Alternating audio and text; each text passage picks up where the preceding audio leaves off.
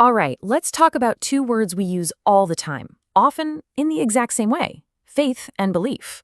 But what if I told you the difference between them isn't just a small detail, but actually pretty profound? We're going to get to the bottom of what really sets them apart.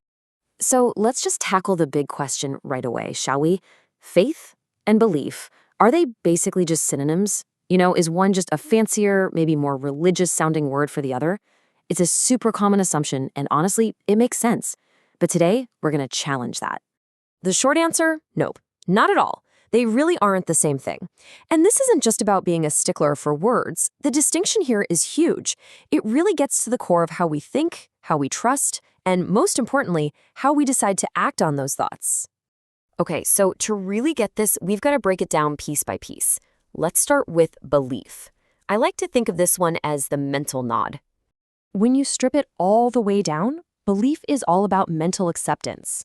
It's that moment when your brain takes in some information, maybe looks at some evidence, and goes, okay, yep, I agree, I accept that statement is true. It's purely an intellectual agreement. So if we look a little closer at belief, a few key traits really pop out.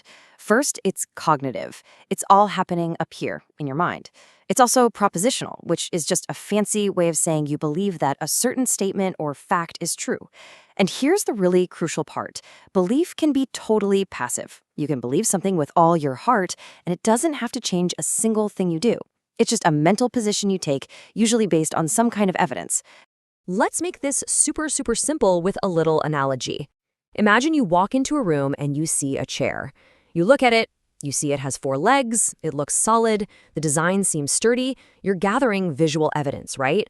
Well, belief is the mental process that says, yes, based on the evidence, I accept the proposition that this chair can hold my weight. That's it. Okay, so that's belief, the mental nod. Now let's bring in the other player, faith. If belief is a simple nod, then faith is what I call the committed leap.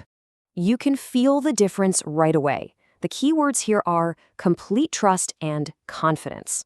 This isn't just about agreeing with a fact. It's a conviction that goes so much deeper. And notice that last part. It's not just that it can lead to action.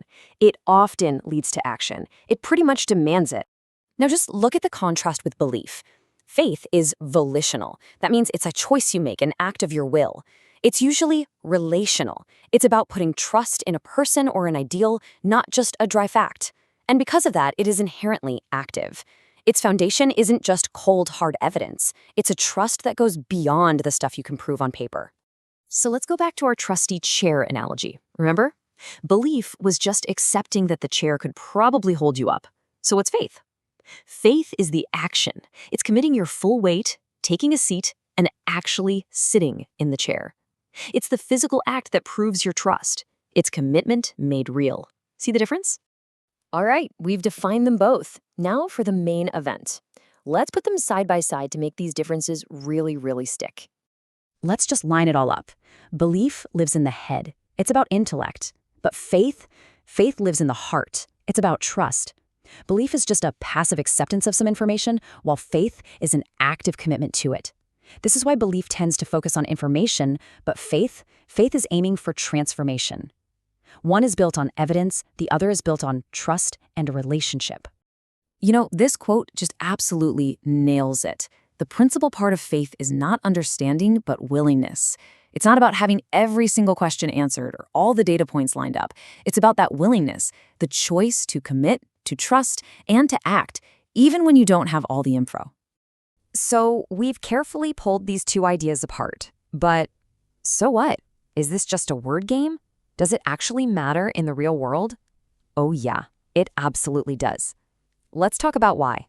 This whole thing is so critical because it forces us to look in the mirror. What are our deepest convictions really based on? Is it just information we've kind of passively accepted as true? Or is it rooted in a deeper trust that actually guides our actions?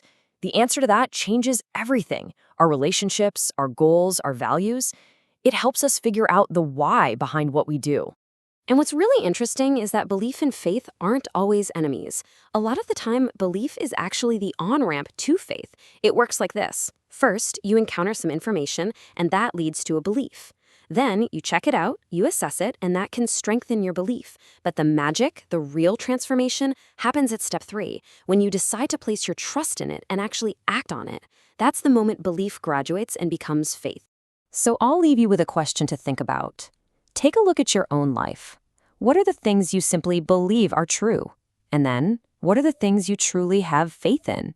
You know, the kind of faith that actually gets you off the couch and makes you do something? The answer to that? Well, it might just tell you what matters most to you. Thanks for joining.